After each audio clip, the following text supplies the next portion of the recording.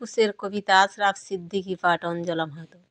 পাখি সব করে রব রাতি পোহাইল, কাননে কুসুম কলি সকলই ফুটিল। কবেকার পাঠশালায় পড়া মন্ত্রের মতো সেই সুর, সুর নয় স্মৃতির মধু ভাণ্ডার।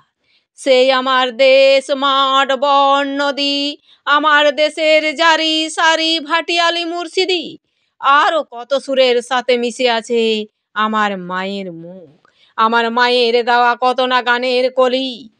বিন্নি ধানের মাঠের ধারে হঠাৎ কয়েকটি গুলির আওয়াজ, কয়েকটি পাখির গান, শেষ না হতেই তারা ঝরে গেল, পড়ে গেল মাটিতে।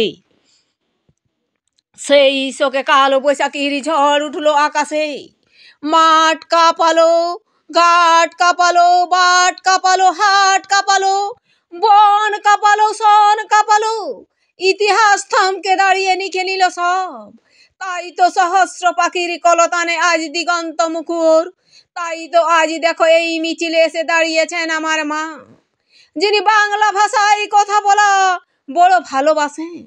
কথাই কথাই কথা কথা, কত রূপ কথা, আর ছড়ার ছন্দে মিষ্টি সুরের ফুল ছড়া। তিনি এখনো এ মিছিলে গুনগুন করে গাইতে পারেন। পাখি সব করে রব রাতি পোহাইল, কাননে কুসুম কলি সকলই ফুটিল। রাখাল গরুর পাল লয়ে যায় মাঠে, শিশুগণ দেয় মন নিজ নিজ পাঠে।